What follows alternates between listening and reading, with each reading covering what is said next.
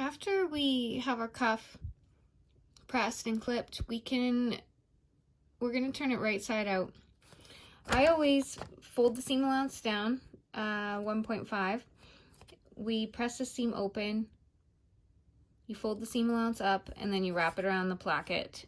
Then we can baste it down so that it just follows the edge of the stitching slightly. So you can see on this side that I have already pressed it, but this side we have not. So we're gonna cut it first. So you cut this down to 1 centimeter.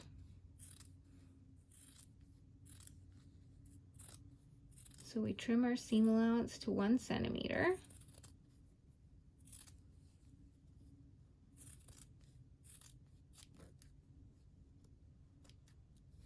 Then we take the curve down in half again. So when I cut around this curve, just gonna cut it around the curve. Now you need to really watch when you clip into this curve, if you do it all. The fabric frays so much that you really only want to clip into it slightly, because otherwise it will fray right through to the other side. So I just did a few small clips. Then you can press it open. So I just pressed it towards the non-interfaced side, and we can turn it right side out.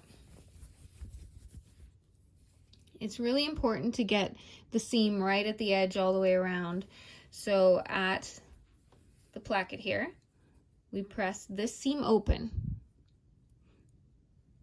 Then we press this up, and then we wrap this around. And then you get this nice straight edge here.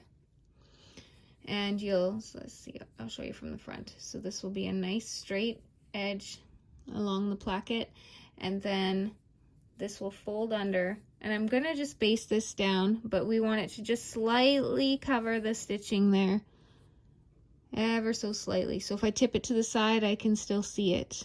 See? Then go along and make sure before you do that, though, that this seam is right at the edge. So I'm gonna have to go and put some steam on it and press out these curves, and then just maneuver, like wiggle it in my fingers till that seam is right on the edge there, and you can see the stitches.